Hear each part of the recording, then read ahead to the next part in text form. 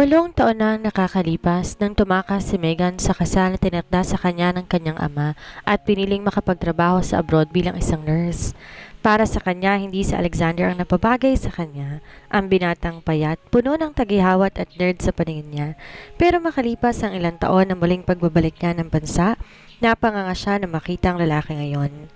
Magandang araw mga kaibigan, isang series story muli ang nais kong ibahagi sa inyo na sana'y magbigay kilig at inspirasyon sa bawat isa. Pero bago tayo magpatuloy, kung bago ka pa lamang sa aking channel, ay pakilike po ng ating video, paklik din ang subscribe button, gayon din ang bell icon para lagi kayong updated sa mga parating ko pang uploads. Pakiulit nga ang sinabi ninyo, Daddy? Tanong ni Megan Sanchez sa ama sa pagbabaka sakali na nagkamali lang siya ng dinig sa sinabi nito. Ako, ipapakasal ninyo ako sa anak ng kaibigan ninyo? Hindi makapaniwalang itinuro pa niya ang sarili. You heard me right, Iha. Tumango pa si Alfred sa pagitan ng paghithit ng tabako. Wari nangangarap na si pinaplano nitong kasal para sa kanya.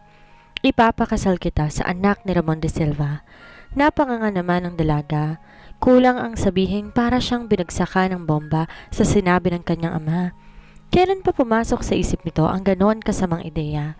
At nagawa nitong planuhin yun nung nasa Maynila pa siya at nag-aaral. Oh God, hindi ito totoo. Kagagraduate pa lamang niya ng 1 linggo at kauuwi lang sa San Vicente. Ngunit yun kaagad ang binalita sa kanya ng ama na para bang isa lang yung karaniwang bagay. You're not serious, right? Bulalas niya na makabawi sa pagkapigla. Kailan naman ako nagbiro ng gantong kagandang bagay? Formal ang mukhang binalingan siya ng ama. Tsaka hindi ka pa man na isisilang na itakda na namin ang kasal mo sa anak ng kaibigan ko. No, Dad, pagmamaktol niya. Pinahahalata niya rito ang pagkainis. Paano niya nagawa sa akin yun? Ni hindi man lang ninyo isinaalang-alang ang damdamin ko?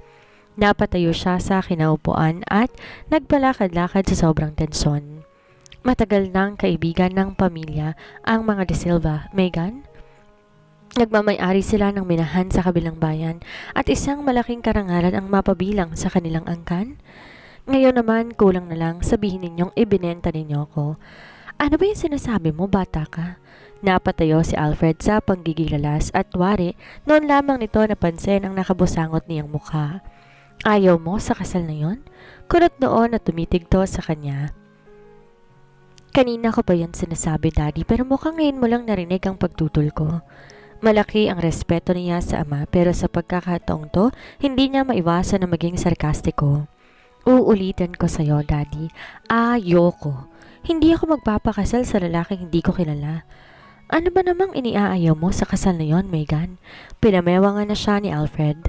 At hindi mo maidadahilan sa akin na hindi mo kilala si Alexander. Nakalimutan mo na ba ang batang lalaki na minsay nagbakasyon dito na madalas mong kalaro noon? Yung batang tahimik na lagi mong inaasar. Lalo siyang pinanlakihan ng mga mata. Hindi niya maaaring makalimutan ang batang lalaking yon na bagaman matanda ng ilang taon sa kanya ay mas madalas kaysa hindi na kinakaya niya. Yung batang yon, Daddy. Bakas na baka sa mukha ng dalaga ang matinding pagkagulat. Daddy naman, maawa ka naman sa akin. Napakayak ng lalaking yon para siyang piliin ninyo. Por Diyos por Santo, Mega, naiinis na ako sa kaartehan mo. Pinatay ni Alfred ang hawak na tabako sa sobrang iritasyon. Ano bang problema mo kung siyang piliin ko? Ang sabi ko nga sa iyo, mayaman ang pamilya niya at yun lamang sapat na. Gusto niya na magwala. Gusto niyang yuyugin ang ama sa pagbabaka sakali na magigising ito at bawiin ang sinabi. Gusto niyang helpless na nasapo niya ang noo. Marami siyang pangarap. Marami pa siya na gustong gawin sa buhay at hindi siya makapapayag na sirain lamang iyon ng isang kasal. Lalo na't kung magtatagal pa iyon sa isang lalaking kilala niya na mahina. Dahil sa pagkakatanda niya, ang De Silva na iyon ay isang patpati na lalaki na puro bundok ng pimples ang mukha. Lagi pang tahimik at lumalayo sa lahat ng mga batang kaibigan niya. Kaya nga nabansagan niyang duwag na payatot. My God! Ano namang mangyayari sa kanya kung mananatili siya sa bahay para hintayin ang isang asawang mahina ang loob at tahimik? Siguradong maaga siyang mawawala sa sobrang inip. Oh please, Dad. Binago niya ang taktika, sinubukan na amuyin ng kanyang ama. Wala pa siyang ginustong bagay na hindi nito napagbigyan kahit nilalambing niya na ito. Baka pwede namang umurong kayo sa kasunduan ninyo. Si Alexander na sinasabi ninyo ay isang mahina at tiyak na kahihiya niya siya nitong maging manugang. Why? As I remember, masyado siyang alangan sa matanda. Gayong maganda ninyong anak and he cannot even stand on his own feet. Megan, anak, napabuntong hininga si Alfred. Matagal kang nawala dito sa bahay ng San Vicente. Kaya tinitiyak ko sa iyo na wala kang alam. Ang Alexander na kilala mo, malayong malayo sa Alexander ngayon. Siya na ang personal na nag-aasikaso sa negosyo ng pamilya nila. At tiyak na hindi magsisisi ang babaeng mapapangasawa niya. Puno ng pagmamalaki ang tinig ng kanyang ama. Siguro, kung bulag at nasisiraan lang ng bait ng babaeng yun, mahina niyang komento. Subalit naririnig pa rin ng ama. Megan, dumagundong ang boses nito sa buong kabahayan. Tumigil ka na at mas makabubuting hintayin mo na lamang na makapamanhikan sila ng pamilya dito sa ikalawang araw. Pero daddy, pagmamaktol niya, tama ng karereklamo mo. Iha, Alexander is so kind to do his part and accept his fate to have you as his wife at inaasahan ko na ganun din ang gagawin mo. Matagal nang ulila sa ina si Megan. Namatay ang ina sa panganganak sa kanya.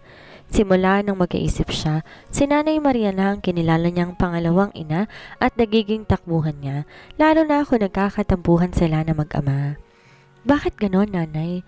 Dati naman pinagbibigyan ng daddy ang bawat magustuhan ko. Wala siyang tinatanggihan pero ngayon, sumbong niya rito habang padapa siyang nakasubsob sa kama. Intindihin mo na lamang ang daddy mo, iha. Alalahanin mong lahat naman ng ginagawa niya ay para sa ikabubuti mo. Pag-aalo ni Nanay Maria na maedad ng bahagya hanggang sa lumilitaw sa pagkakapusod ng ilang puting buhok. Pero hindi ko pa rin siya maintindihan. Buhay kong nakataya sa ipinapagawa niya sa akin. Tama ba naman na ipakasal niya ako sa mahinang lalaki na yon? Buong buhay ko yung pagdurusahan. Masyado ka namang nanguhusga agad, Megan, na hindi mo pa nga nakikita si Alexander ngayon.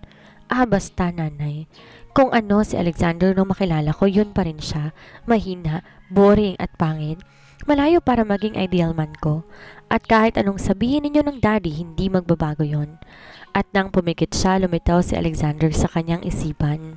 Siguro, para na tong sampayan na pilit pinagkakasya ang maluwag na damit. Daging tahimik, puro butas na ang mukha sa dami ng pimples. Mahina pa rin at baka may hika pa nga ngayon. Pambihira ka naman kung makapanlait. Nangihilakbot ang matanda sa inasal niya at napaantanda pa. Saan mo ba nakuha ang ugali mong yan? Sinasabi ko na nga ba, walang maitudulot na mabuti ang ideya mo na mag-aral ka sa Maynila.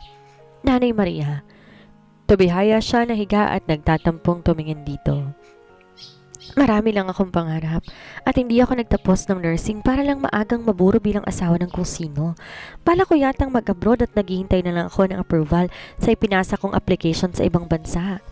Hindi niya na binanggit na natanggap na siya sa inaplayan niyang trabaho bilang nurse sa Texas. Ang pag-uwi nga niyang yon sa San Vicente ay para makapagpaalam na sa ama, ngunit inunahan siya nito ng sariling plano para sa kanya. At bakit mo naman ginawa yon? Gulat na gulat ito. Pambihira, hindi mo na kailangan mag-abroad, Megan. Dito pa lang pwede ka nang mabuhay kahit di ka magtrabaho eh. Nandiyan naman ang daddy mo at malakas pang kumikita ang negosyo ninyo. Restaurant ang negosyo ng pamilya nila at hindi magtatagal sa kanya na rin yon mapupunta. Ngunit hindi siya interesado doon, iba ang hilig niya. Mas gusto niyang mag-nurse kaysa mag-manage ng negosyo. Kaya nga nursing ang kinuha niya kahit ang gusto ng daddy niya ay management ang kunin niyang kurso. Isa pa, mas gusto niyang buhayin ng sarili sa sarili niyang paraan. Isa ng magandang pagkakataon para sa kanya na makarating sa ibang bansa upang hasain na napag-aralan at tuloy mapaunlad niya ang sarili. Ngunit kung mag-aasawa siya, tiyak, masisira ang mga pangarap niya. Dahil mula roon, siguradong wala na siyang gagawin kundi ang magpakaburo na sa pamamahay habang naghihintay sa asawa. At iyon ang di niya kayang itolerate. Basta, Nanay Maria, kahit ano pang sabihin at gawin ng daddy, gusto ko pa rin ang masusunod. Gagawin ko ang lahat, wag lang matuloy ang kasal na yon. Anong binabalak mo? Nababahala at kinakabahan si Maria. Hindi siya sumagot. Hinayaan niya ito na mag-isip. Sa puno ng hagdan, natatanaw si Ramon ni Alfred ang pamilya de Silva na matyagang naghihintay sa sala. Nakaupo ang kaibigang si Ramon sa tabi ng asawa nitong si Donita at masayang nag-uusap. Samantalang ang anak ng mga ito na si Alexander nakatayo sa isang tabi at nakaharap sa isang dingding na kinasasabitan ng life-size portrait ng kanyang yumaong asawa. Baka matunaw ng larawan ng esposa ko sa pagkakatitig mong yan, iho. Kunway senyoroso niyang sita. Ngunit pagkaaliw ang nababakas sa kanyang mga mata. Biglang napalingon si Alexander sa kanya. Magandang gabi, Tito Alfred. Masayang bati nito at bahagyang tumango. At huwag mong sabing nagsiselos ka sa magiging manugang mo, kumpare. Tukso ni Donita. Napapansin lang niyang nakakahawig na yata ni Megan si Katrina. Yun ay kung ibabatay namin sa ipinapakita mo sa aming larawan ng iyong unikaihan nitong mga huling araw. Tama kayo, Mama. Muli nitong ibinaling ang tingin sa portrait. Habang pinagmamasdan ko ang larawan ni Tita Katrina, para ko na rin nakikita si Megan ngayon. Ngunit tiyak ko, higit pang magugustuhan na makita si Megan ng personal. Iho, natutuwang inakbayan ni Alfred ang binata. Higit siyang maganda ngayon at kailang lang nakatapos pa ng kursong nursing. Hindi nga magtatagal, hindi mo na kailangan tingnan parate ang larawang iyan na refleksyon ni Megan. Dahil buong buo kong ipagkakatiwala ang aking anak sa'yo. Tinawanan ang sinabi niyo ni Alfred ng kanyang mga bisita. Alam ni Alfred na walang pagtutol si Alexander sa nalalapit na kasal. Ngunit pasasaan ba tiyak naman mahuhulog ang loob ng mga bata sa isa't isa. Maiba ako, kumpare. Nasa na nga palang iyong dalaga? Nilibot ni Donita ang paningin sa paligid. Ipinatawag ko na siya kay Maria. Maya-maya lang ay narito na... Alfred! Sigaw ni Maria habang papalapit sa kanila. Napatayo ang mag-asawang De Silva at napalapit naman si Alexander kay Maria na humahangos sa pagbaba ng hagdan. Anong nangyayari? Nasaan si Megan? Hindi nakuhang magsalita ni Maria. Inabot na lang nitong isang sulat at biglang bumunghalit ng napakalakas na iyak. Daddy, patawarin mo ako kung umalis ako nang di nagpapaalam. Kailangan kong gawin to upang hanapin ang aking sarili. Hindi pa ako nakandang magpakasal, lalo na't wala akong damdamin kay Alexander para magpatali ako sa kanya. Mahal na mahal kita, Dad, at sana maintindihan mo ko, Megan. Gilit na pinilas ni Alfred ang sulat ng kanyang anak. 7 taon na nakakalipas nang tumakas si Megan sa kasal na itinakda sa kanya ng kanyang ama at pinili ang makapagtrabaho sa Texas bilang isang nurse. At sa loob ng mga taon na yon, noon lamang siya umuwi. Tinapos muna niya ang kanyang kontrata at hindi na muna muling pumirma. Kamusta na kaya ang daddy? Galit pa kaya ito hanggang ngayon? Ni isa sa mga sulat niya at tawag ay hindi nito tinagon simula nang umalis siya ng San Vicente. Mabuti na lang nandyan si Nanay Maria na matyagang sumasagot sa mga sulat niya. Kung hindi sigurado niya malalaman ng bagong tirahang nilapitan ng kanyang ama sa Maynila para sa expansion ng restaurant nito. Miss, ito na yatang sinasabi mong address. Saglit na nilingon niya nang may katandaan ng driver sa backseat at inihinto ang sasakyan. Huminto ang taxi sa isang bahay na malaki sa bungalow at may 2 palapag. May malawak na garden at garahe na natatanaw mula sa gate na yari sa iron grill. Bababa na sana siya upang magtanong at makasiguro nang biglang bumukas ang main door ng bahay. Lumabas sa isang matandang babae na kahit na nadadagdagan ng edad ay hindi niya makakalimutan. Nanay Maria, bulalas niya at mabilis na napalabas sa taxi. Bigla siyang tumakbo sa harapan ng gate at kumaway sa matanda. Megan? Halos maliit ang mga mata nito habang kinikilala siya. Diyos ko, ikaw nga, Megan! At mabilis itong napatakbo sa gate at binuksan yon. Bigla siya nitong niyakap. Mabutit nakita mo to at hindi ka naligaw. Buong kasabikan na kumalas siya dito. Nanay, kamusta na kayo? Ang daddy, alam ba niya na darating ako? Mabuti pa, sa loob na lang tayo mag-usap. Mabilis siya nitong inakay papasok sa bahay. Pero ang mga gamit ko at yung taxi, may mag-aasikaso niyan. Katunayan, kanina pa nga kita hinihintay. Pagpasok nga sa loob ng kabahayan, mabilis niyang ginala ang paningin sa paligid. Napatango siya at nagustuhan niya ang mga nakita. Halatang pinagkagastusan niyo ng ama. Maganda to ang bago ninyong nilapitan, Nanay Maria, pero hindi ko ipagpapalit ang bahay natin sa San Vicente. Mas marami akong alaala noon. Huwag kang mag-alala, hindi naman ibinenta ito ng daddy mo. Pansamantala lang naman niya yun pauupahan, anito. Halika, marami na akong mga inihandang pagkain na alam kong paborito mo. Alam ko yata na ang tagal mong di nakatikim ng mga yon. Kung bakit naman kasi naisipan mo pang nanay naman. Natatawang pinutol niya pa ang iba pa nitong sasabihin. Hanggang ngayon pala, dala-dala pa ninyo ang sentimiento ninyo sa ginawa kong pag-alis? Nakabalik na ako At hanggang kailan ka naman, Aber? Tinaasan siya nito ng kilay. Nako, ikaw ang tipo na kapag naiinip kung ano-ano ang naiisipang gawin, baka mamaya niyan, bigla ka na namang lumapad sa ibang bansa nang walang pasabi. Katulad na lang ng ginawa mong pauwi dito pabigla-bigla. Natawa ang dalaga. Katulad pa rin to ng dati, madaldal at sasabihin ko ano man ang gustuhin. Tuwi na laging tipong nagsisermon at turing pa rin sa kanya ay bata. Kayo talaga, hindi pa rin nagbabago. Kadarating ko lang nagsisermon na kaagad kayo. Naku, kala mo naman nagbago na siya. Umirap ito. Kilala kita, bata ka. Lalabas pa rin ang katigasan ng ulo mo. Ang nagbago lang sa'yo, lalo kayatang gumaganda ngayon. May pagmamalaking hinagod siya nito ng tingin.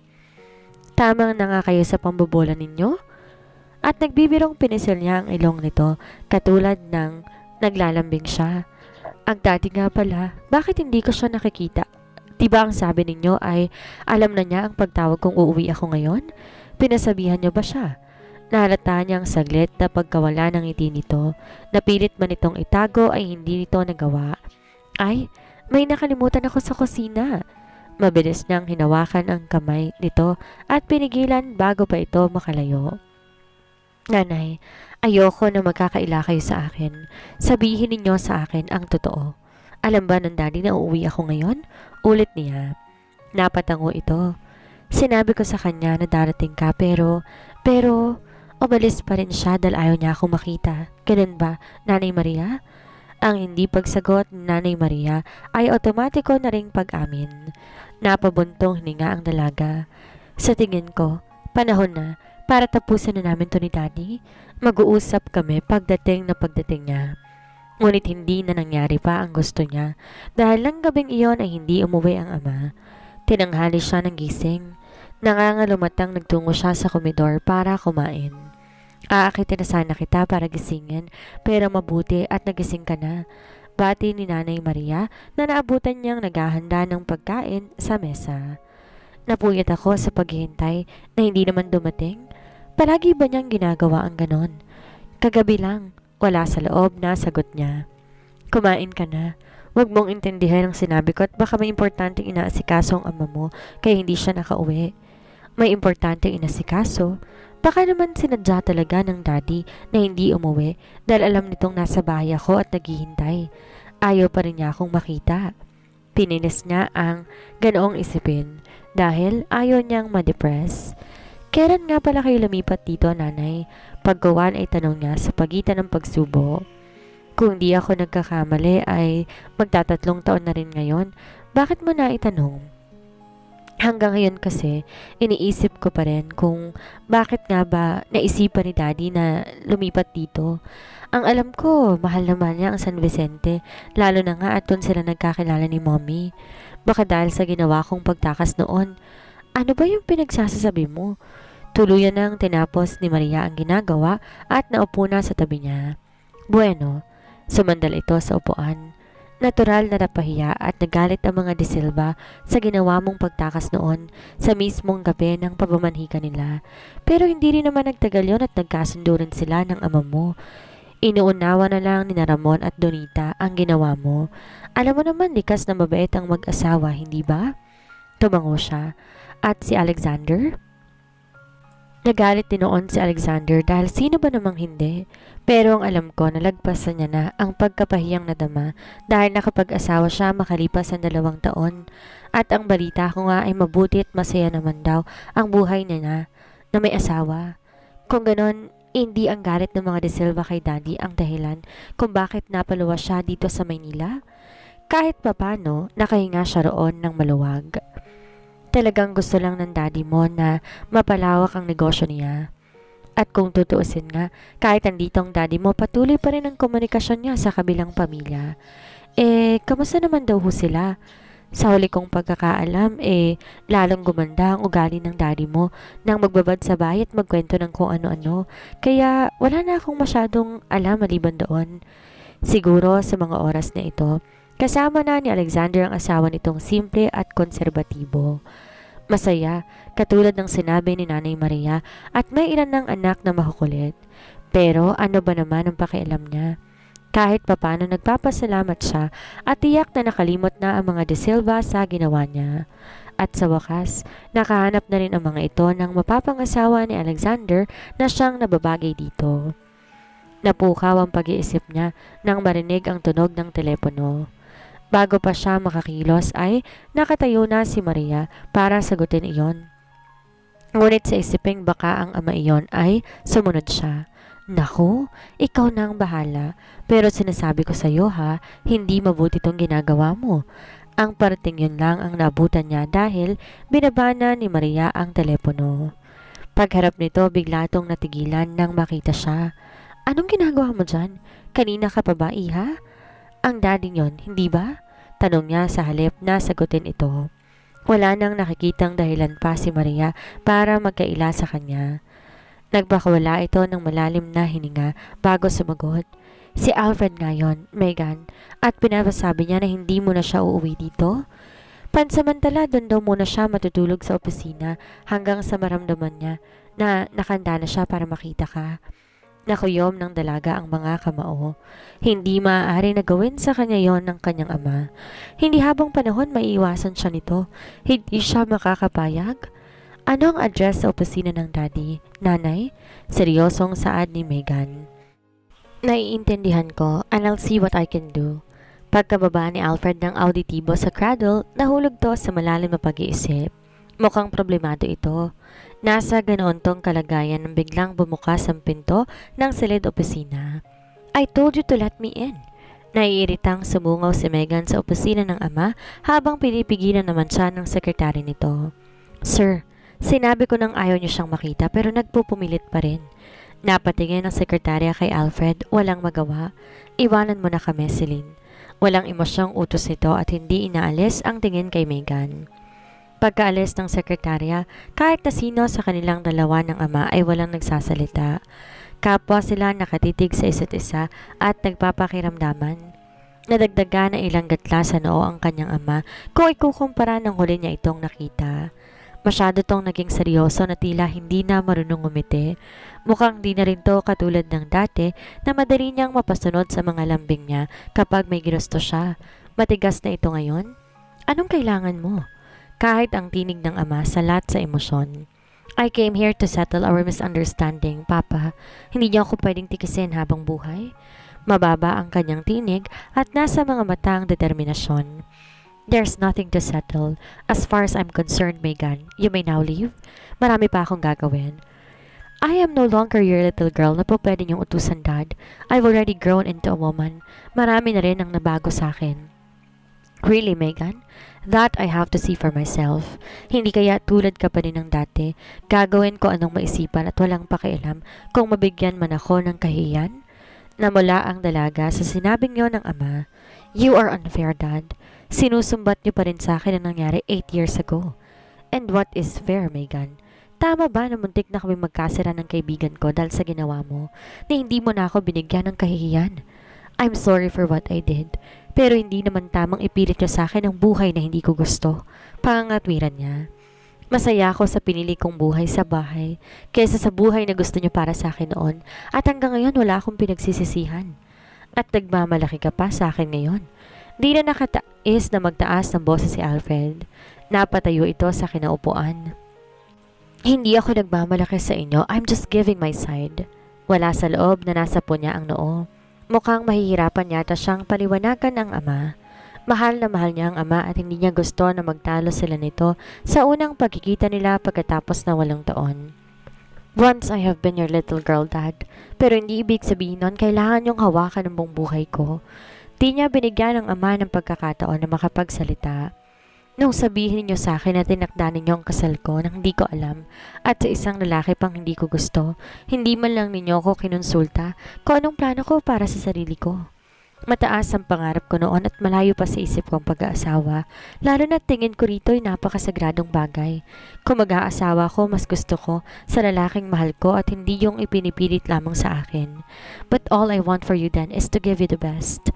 Pagtatanggol ng ama niya sa sarili. I know that, Dad. Pero iba ang gusto ko noon. Hindi ko gustong mabuhay sa isang kasal na magpapako sa akin sa bahay habang nag-aalaga ng mga anak at naghihintay kung kailan darating ang asawa. Ang gusto ko yung buhay na may napapatunayan ako sa sarili ko. Magtagumpay sa pinili kong karera, mabuhay sa sarili kong pamamaraan. Naiintindihan niyo ba ako? No, I don't. Matigas sa tangge ni Alfred na patuloy sa pagmamatigas. Ganyan ba ang mga katwirang itinuro sa iyo ng pag-aaral mo sa Maynila at pagtatrabaho mo sa ibang bansa, ha? Mabuti pa yata hindi na kita pinag-aral noon. Napamaang siya. Kilala niya ang ama. Kailanman hindi niya natatandaan na sarado ang isip nito. Kaya nga gano'n na lamang ang lakas ng loob niya na sugurin to sa opisina para makipaglinawan. Pero hindi niya inaasahan to. Daddy, you don't mean that. This isn't you. Of course, this is me. Sa tingin mo ba hindi ko alam ang sinasabi ko? Gustong mainis na lumapit ng ilang hakbang si Alfred sa kanya. Megan, 8 taon akong naghintay na umuwi ka at magpaliwanag ka sa ginawa mo noon, but you never did. At ano sa tingin mo ang gagawin ko sa tawag at sulat mo when what I needed was my daughter in flesh? And then here you are, biglang susugod sa opisina ko, ngayong kasasabi ko lang na hindi kita gustong makita? Daig pa niya ang tinamaan ng kidlat sa konsensya. Yes, 8 taon din na'y tinikis niyang ama. Sa pagbabaka sakaling ma-realize ito ang pagkakamali, tulad kung paano niya pinagsisihan ng sa kanya, but it seemed she overdid it. Nalibang siya sa karir niya at di niya napansing mas marami na siyang pagkukulang at pagkakamali. Daddy, I'm sorry. Hindi ko yun sinasadya, sambit niya. At tinangkang hawakan ng ama. Ngunit umiwas ito. Daddy? Hindi ganon kadali ang lahat, Megan, and I think it's about time that I teach you a lesson. Na dapat ay noon pa para hindi na humaba yung sungay mo. Bumalik at naupo si Alfred sa swivel chair nito. What lesson? Kahit kailan hindi siya pinalo o pinarusahan ng ama sa anumang kasalanang nagawa niya noon. Saglit na hindi kumibo si Alfred, matiim ulit siyang tinitigan nito. Waring gusto nitong arukin ang buong pagkatao niya. Hanggang kailan ka mananatili dito sa Pilipinas? Matagal. Dito ko balak ay pagpatuloy ang mga natutuhan ko. Sagot niya na nagpakunot ng noo ng ama. May nakita ka na bang trabaho? Kung meron na, mabuting kanselahin mo. Wala pa, Daddy, but I don't understand. May kaibigan akong doktor, tumawag sa akin kanina. Mabilis na putol ni Alfred. Kumuha ito ng papel at may isinulat doon. Sinabi niyang umalis na naman ang nurse na kinuha niya para sa kanyang pasyente. Gusto kong ikaw ang pumalit? Anong kaso? Lalo siyang nagtaka. Bakit naman bibigyan siya ng ama ng trabaho kung galit pa rin ito sa kanya? 9 na buwan na ngayon nakakaraan ng maaksidente ang pasyenteng sinasabi ko at ngayon nakakulong sa wheelchair. Gusto ko na ikaw ang mag-alaga sa kanya hanggang sa muli siyang makalakad. What? Malakas niyang bulalas. Nasa mukha ang malaking pagtanggi. May pag-asa pa ba siyang makalakad? May posibilidad kaya hanggat hindi siya nakakahakbang, mananatili ka sa kanya. At makakabalik ka lang kung nakakalakad na siyang muli. Saka kita patatawarin at tatanggapin sa pamamahay ko. But Daddy, tinatanggihan mo ko, Megan? Halos gumawa ng isang linya ang pagsasalubong ng mga kilay ng ama. Sabihin mo kaagad, iha, nang makahanap ka kaagad ng pansamantala mong tutuluyan. Tinawag siyang iha ng ama. Ngunit binantaan naman siya nito at ano pa nga bang pipiliin niya kung di tanggapin ang kondisyon nito para maibalik lamang ang dati nilang pagtitinginan. I'll do it, Dad. Pasya niya ngunit hindi makangiti. I know you will do it. Mula sa pad na sinulatan nito ay pinalis itong isang pahina at ibinigay sa kanya. Here, narito ang pangalan at address ng magiging pasyente mo. Itatawag ko na lang sa kaibigan ko ang pagdating mo. Kinuha niya ang papel at binasa ang nakalagay doon. Lalaki ang pasyente niya, Marcos de Silva, nakatira sa San Vicente sa dati niyang bayan. Kaano-ano kaya ito ni Alexander? Alam niya, nag-iisang anak lang si Alexander kaya maaari na pinsan nito ang lalaki o baka naman isang malayong kamag-anak. Subalit kahit ano pa, anong pakialam niya? Ang importante ay makalakad kagad ang lalaki kung gusto niya na tanggapin siyang mali ng ama. When will I start, Dad? The sooner the better, Megan. Walang anuman ay binaling ni Alfred ang pansin sa mga papeles na nasa harapan nito. You may go now. Paglabas ni Megan, saka lamang nagangat ulit ng ulo si Alfred. Sinundan nito ng tingin ang nilalabasan niya, tsaka tila hapong napasandal to sa upuan. Kung ano man ang iniisip nito, ito lamang ang tayong nakakaalam. Ano? At tinanggap mo naman ang kondisyon ng ama mo. Nagkakandadilat ang mga mata ni Nanay Maria pagkatapos itong marinig ang tungkol sa kasunduan nilang mag-ama. Wala akong pagpipilian, Nanay Maria. Kailangan kong gawin yon. Aniya habang patuloy sa pagbabalik ng mga damit niya sa maleta. Pero iha, isa yung malaking kalokohan. Kadarating mo lang dito, aalis ka na naman kaagad? Hindi ka ba napapagod yan? At pupunta ka pa sa taong yon na hindi mo kilala, kung mapano ka doon? Noon po ang aalagaan ko, Nanay. Ano naman ang gagawin niya sa akin? Natatawa siya, ngunit alam niya na hindi yun umabot sa kanyang mga mata. Nako, bahala ka na nga. Pareho lang kayo ng daddy mo matigas ang ulo. Mukhang sa kanya ka nagmana. Tinapos niya na ang pag-iimpake ng mga gamit at isinara na niya ang maleta. Pagkatapos naupo siya sa tabi ni Nanay Maria at inakbayan to. Talaga bang wala kayong nakikilalang Marcos de Silva na taga San Vicente? Si Alexander ang kilala ko pero walang Marcos, giit nito. Baka isa siya sa mga malayong kamag-anak ni na Alexander. Siguro nga. Aniya na nagkibit balikat. Baka katulad din ni Alexandra. Mahina ang loob at patpatin ang Marcos na iyon. Pruweba na ang karawagan nito para hayaan na lamang ang sarili na makulong sa sila na digulong. Sa pagkakaroon ng bahay sa Maynila, akala niya matatagalan pa siya bago makadalaw man lamang sa San Vicente. Ngunit wala pa siyang 3 araw sa Pilipinas ay nakabalik na kagad sa kinalakyan niyang bayan. Kinakailangan pa niyang umarkila ng isang tricycle na maghahatid sa kanya doon para pagkatapos lalakarin din ang 1.5 kilometro dahil bawal ipasok ang isang pampublikong sasakyan. Bago niya marating yon, ubos na ang enerhiya niya. Uhaw na uhaw siya, pagod na pagod at gutom na gutom. Hanggang sa matanaw niya ang isang malaking villa na hindi niya inaasahan ay kapupugto ng hininga niya sa paghanga na kahit ang pagod at gutom ay saglit niyang makakalimutan habang pinagmamasdan ng pinagano nitong Spanish and American architecture. Ang villa may 2 palapag. Napapalibutan niyo ng malawak na garden na may iba't ibang bulaklak ng pinagkanakakuha ng atensyon niya ay ang malawak na Bermuda landscape. Bukod doon, may malaki rin yung garahe na kinapaparadahan ng 3 sasakyan, isang van, isang safari at isang Honda sports car. At sa pinakagitna sa harapan ng villa ay nakatayo ang isang mataas at malaking fountain na may nakatayong 4 na batang angel na siyang nilalabasan ng tubig. Wow! Everything is so fantastic, pero kamusta naman kaya ang nakatira? Aniya sa sarili. Sino sila? Tanong ng babae na nagbukas na kanya ng pinto. Kung bisita ho kayo ni Sir Marcos, mabuti ho na bumalik na lamang kayo sa ibang pagkakataon. Ayaw ho niyang tumanggap ng bisita. May katabaan ng babae sa edad niyang sa tansya niya, mahigit na 40. Ngunit nagtataka siya sa mukha nitong puno ng pag-aalala at sa kilos nitong waring may kinatatakutan. Isa akong nurse. Noon lang niya naisip na waring napaka-awkward yata ng sitwasyon na pinasok niya. Wala man lang siyang dalang recommendation at hindi tuloy niya alam kung papaano ipapakilala ang sarili. Ako nga ho pala si... Nagulat siya nang mabilis na binuksan ng babae ang pinto at may pagkasabik na bigla siyang hinatak sa loob noon. Nurse ba ika mo? Nasisiyahan na kinuha nito ang gamit niya at inakay siya para makaupo. Kung di ako nagkakamali, ikaw si Megan Sanchez. Lalo siyang nagulat. Paano niyo nung nalaman? Mangyari kasi nung makalawa, umalis ang nurse si Sir Marcos. Hindi rin naman nagtagal, mabuti na lamang at tumawag kanina si Dr. Marquez at sinabi niya na darating ka nga daw. Akala mo kasi halos kanina pa kami natataranta. Hindi na kasi namin alam kung anong gagawin namin eh. Anitong walang preno na waring nakakita ng mapagsusumbungan. Bakit? Ano ho bang nangyari? Kahit isa sa mga sinabi ng babae, wala siyang maintindihan. Tinanatuhan naman ito. Sandaling nalito at natutop ang bibig. Naku, wag mo na akong intindihin. Tumatanda na kasi ako kaya kung ano-ano nang sinasabi ko. Tumawa pa ito kunwari. Napakunot ang noo niya. Bakit bigla na nitong binawi ang sinabi? May gusto ba itong itago sa kanya?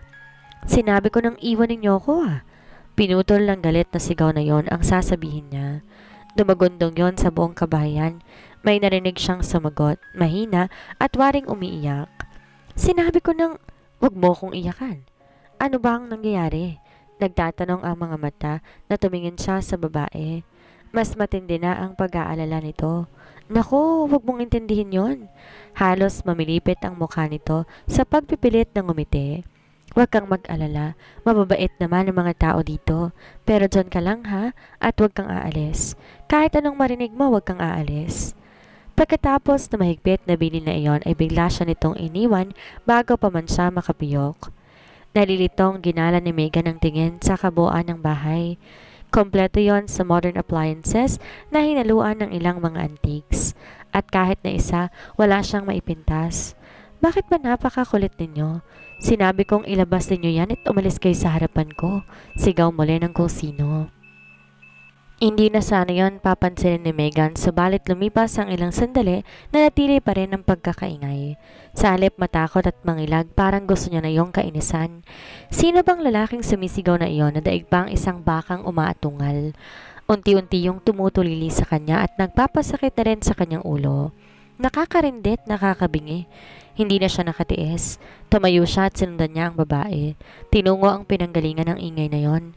Humantong siya sa isang kwarto na nasa unang palapag ng bahay. Sir Marcos, parang awa niyo na. Kailangan niyong kumain dahil kahapon pa walang laman yung tiyan ninyo. Pagmamakaawa ng may kataba ang babae habang iniaalok nito ang pagkain. Sir Marcos, ang lalaking ito si Marcos de Silva? Hindi siya makapaniwalang napatitig sa lalaki. Malayong malayo si Marcos sa lalaking nasa isipan niya, lalo na't inihambing pa niya ito kay Alexander na patpatin at baku-bako ang mukha. Ang lalaking kaharap niya, puno ng muscle ang katawan, malapad ang dibdib at may malakas na appeal na natitiyak niyang hahabulin ng mga babae. At kahit nakaupo, hindi maitatanggi na matangkad ito. Idagdag pa ang makinis itong mukha na bagaman hindi kagwapuhan ay mahirap din namang hindi pansinin. Ang galit na nakirehistro sa mukha nito, lalo na nagdagdag sa lalaki nitong aura. Matangos ang ilong na bumagay sa pangahang mukha.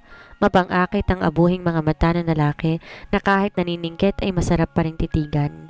At ang mapupula nitong labi, paano kaya ito humalik? My God, talagang napakalayo nito kay Alexander. Hindi niya maisip kung paano niya ito naihambing sa Alexander na kilala niya. Sa pagkakatingin pa niya sa pagkakaupo nito sa wheelchair, nakaramdam siya ng malaking panghihinayang. Para bang right at that moment gusto niya na tong alagaan para makaahon to sa kalagayan nitong nagpapasira sa taglay nitong magnetismo. Alisin mo yan sa harapan ko, Sally. Kakain ako kung kailan ko gusto at hindi niyo ako kailangang utusan. Pero kailangan ninyong uminom ng gamot, sir. Sagot ng dalagita na halos mangiyak-iyak na. Ayoko ng matigas ang ulo. Umalis kayong lahat. At galit nitong tinabig ang tray. Tumilapon at nagkalat ang laman nun sa sahig. Sukat doon para siyang binuhusan ng malamig na tubig. Ano ba ang ginagawa niya? Humahanga siya sa lalaking to na sa kabila ng kapansanan ay may kakayahan pang takutin at pagmalupitan ang mga taong nagmamalasakit dito.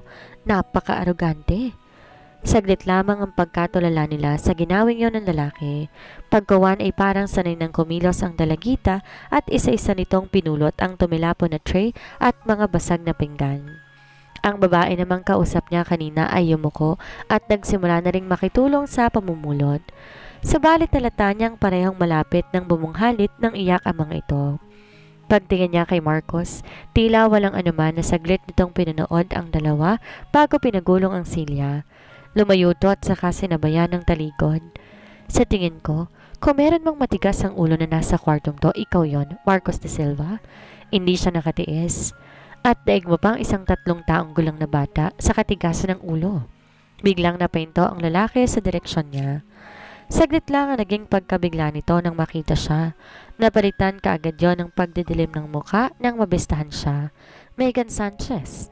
Madilim itong sambit na halos sa mga ngipin nagdaan, kasabay ng pag-iigtingan ng mga litid nito sa hindi maipaliwanag na galit.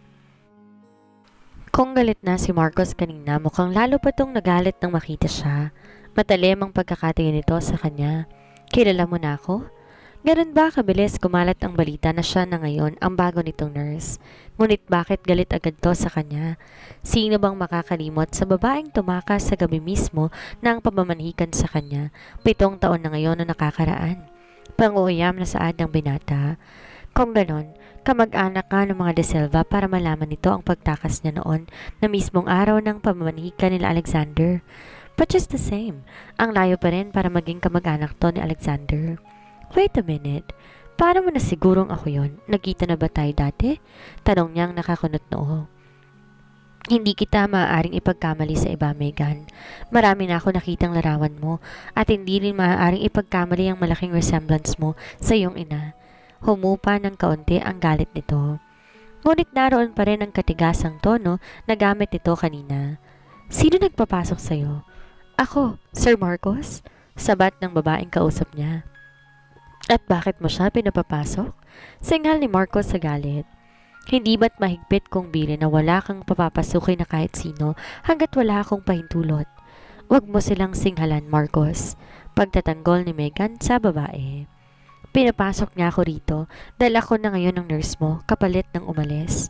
No, hindi ko kailangan ng kahit na sino, lalo ng isang nurse na kagaya mo. Get out! Sigaw nito. Talagang napakatigas ng ulo mo. Napapailing na napahalukip-kip siya. I said get out. Binalingan nito ang matanda at ang dalagita. Paalisin ninyo ang babaeng yan sa harapan ko? Kahit sino walang makapagpapaalis sa akin dito, Marcos, kahit pa ikaw. May misyon ako na dapat kong gawin. To whether you like it or not, I'm staying. Tinitigan siya ni Marcos. So matigas lang talaga ang ulo mo, katulad ng mga naririnig ko. Panunuyan nito at sarkasikong ngumiti. Marami na nagsabi sa akin yan at hindi ko na kailangan pang ulitin. Pero kahit ano pang sabihin mo, I will be here to take care of you hanggang sa tayo ka dyan sa kinaupuan mo at makalakad ka ulit. Desidido nga siyang gawin iyon para sa kanyang ama. Hindi ko alam kung sino nagpasok ng ganyang ideya sa isip mo at nandito ka. Pero marami na akong nurse na napaalis at hindi nakatagal sa akin. At tingnan lang natin kung sinong susuko sa ating dalawa. Sisiguraduhin kong hindi ako yon. Taas noon niyang hamon. Bagaman duda siya sa kakayahan niyang mag-alaga ng mga katulad nitong bukod sa matigas ng ulo ay temperamental at mukha pang may lihim na galit sa kanya. Very well, kung ganon tatanggapin kita. Walang ngiting binalingan nito ang matanda at dalagita na kasama nito sa bahay. Iwan niyo na yan, Sally. Hayaan niyong si Miss Megan ang magligpit. May kalakip na sarcasm ang pagbanggit nito sa kanyang pangalan. Ho? Magkapanabay na bulalas ng dalawang inutusan at napatingin sa kanya. Trabaho niya yan bilang bago kong nurse, hindi ba, Miss Sanchez? At nanunuyang sumulyap ito sa kanya. Oh, wag mong sabihing umaangal at sumusuko ka na. Saglit na napatiim ang mga bagang niya. Kung ang intensyon nito talaga ay pasukin siya, pues, bibigyan niya ito. Pinalis niya ang anumang inis sa mukha at ginitian to. Oh, it's my pleasure, Mr. De Silva. Really my pleasure. At parang walang anuman, tumalima siya sa utos nito. Ngunit hustong makatalikod siya, daig pa niya ang nakalulon ng maasim na mangga. Naiinis na siya. Mas tama sigurong sabihin galit na siya para ilarawan ang nararamdaman niya. Walang ginawa si Marcos kung hindi subukin ang pasensya niya. Narong mag-utos to ng kung ano-anong walang halaga at ang intensyon ay pagurin siya. Hindi siya tinatantanan nito ng mga reklamo na nagpaparindi at nagpapatuloy sa tenga niya. Lagi pa tong galit at nakasigaw na para bang walang alam kung hindi lang niya naaalalang kasunduan nila ng ama, baka lalo lang niyang nilumpo ang lalaki. Gabi na, nang maiwan ang masiguro niyang tuluyan na tong nakatulog. Hustong makalabas siya sa kwarto ng lalaki, napasandal siya sa pintuan sa matinding pagod na noon lang niya naramdaman. Noon lang niya naaalala ang mga gamit niya na hindi pa niya naaasikaso at naiwan pa yata niya sa sala kung saan niya ito nahigilap kanina pagdating niya sa bahay na yon. "Miss Nurse!" Tawag ng isang tinig na nakapagpalingon sa kanya. Nakita niya ang dalagitang nakilala niya sa pangalang Minerva at ang matanda naman na kasama nito ang siyang nagbukas sa kanya ng pinto. Nakilala niya sa pagtawag-tawag dito ni Marcos na Sally. "Ang dalawa lamang ang tayong katulong doon. Ate Megan na lang itawag mo sa akin." Nakangiti niyang sabi ng tuluyang makalapit sa kanya si Minerva. "Kung yan ho ang gusto ninyo." Kimitong gumante ng ngiti. "Nag-aalala na ang tiya na baka pagod na kayo dahil hindi na kayo nakapagpahinga buhat kanina. Gusto niyong samahan ko kayo sa magiging silid ninyo?" Nag-aalalang sumilip siya sa silid ni Marcos. Paano kung bigla itong magising? "Wag ho kayo mag-alala. Kung natutulog na ho si Sir Marcos, baka ho bukas na siya magising." Halos 2 gabi na ho siyang hindi naman natulog eh. Paliwanag nito na nabasa ang pinag-aalala niya. Doon lang siya tuluyang nakahinga ng maluwag. Muli niyang ipininid ang pinto ng kwarto ni Marcos at saka sumama dito. "Oh gosh, talagang pagod na ako." Binaling-baling at ininat-inat ang leeg niya para matanggal ang kanyang pangawit. Hanggang sa tumigil sila sa isang kwarto katabi lamang ng silid ni Marcos. "Ito na ba ang kwarto ko?" Tumango ito. Sabi ni Tia, maganda kung magkalapit kayo ng silid ni Sir para madali niya kayong matawag kung may kakailanganin siya. Binuksan nito ang pinto. Maganda ang silid na iyon. Feminine ang motif. Kulay krema ang pintura noon at tama lamang para sa isang tao ang laki. Sa gitna ay naroon ang isang single bed. "Nagustuhan nyo, di ba?" Nag-aalalang tanong ni Minerva sa kanya. May 3 guest rooms ang naririto sa ibaba ng villa, pero ito na ho ang pinakamalaki. Pangalawa ho sa guest room na ginagamit ni Sir. Guest room din ang ginagamit niya? Napayuko ito para itago ang panlulungkot nito. Nasa itaas ho ang master's bedroom, pero mas conveniente raw ho na dito na lang siya sa ibaba, lalo na't hindi na nito kayang ituloy ang sasabihin. Gusto namang batukan ni Megan ang sarili. Obvious naman ang sagot. Naka-wheelchair si Marcos kaya natural lang na iwasan ito ang hagdan. Tama na sa akin ang kwartong to." Nakangiting inakbayan niya si Minerva. "Sana po magtagal kayo rito kasi 15 nurse na kayo sa nurse ni Sir. At mahihirapan na naman kami ni Tia kung pati kayo ay hindi rin makakatagal." "Huwag kang mag-alala, Minerva." Lumapit siya rito sa bayaplos sa mahahaba nitong buhok. "Katulad ng sinabi ko sa harap ni Marcos, hindi ako aalis hanggat hindi siya muling nakakalakad." "Salamat ho. Sa tingin ko ay magugustuhan din ho kayo ni Dayan. Sige po, aalis na po ako na makapagpahinga na kayo." Bago niya maitanong kung sino si Dayan ay nakalabas na ito. Sa minsang pagpunit ng kidlat sa kadiliman ay nagulat sila sa isang truck na hindi nila alam kung saan nga ba nanggaling. Bigla iyong sumulpot at tila lasing na nagsasayaw sa kalsada habang mabilis at tumatakbo. At gano'n na lamang ang panghihilakbot niya nang salubungin noon ang sinyang tinatahak nila.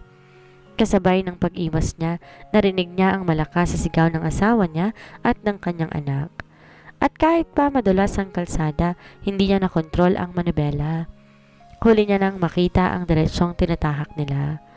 Bumulusok ang sinasakyan nila sa bangin. Kasunod noon ay ang walang tigil na pag-ikot ng paligid. Hindi niya alam kung gaano katagal siyang nawalan ng malay. Nagising siyang kung anong init na yon ang bumabalot sa loob ng sasakyan. Kahit hilo ay nilingunan at naaninaw niya ang apoy na nagmumula sa kanyang likuran, palapit sa anak niyang walang malay na nakaupo sa backseat. May sugat siya sa noo at umaagos ang dugo mula doon. Nakakapanghina yon sa kanya kaya halos hindi niya matandaan kung paano siya nakalabas sa sasakyan at nahilang anak para ilagay sa ligtas na lugar.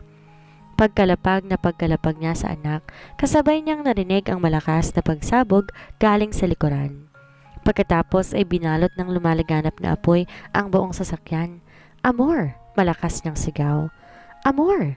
Para siyang masisiraan ng bait na lumingon sa paligid sa pagbabaka sakaling makikita roon ng asawa.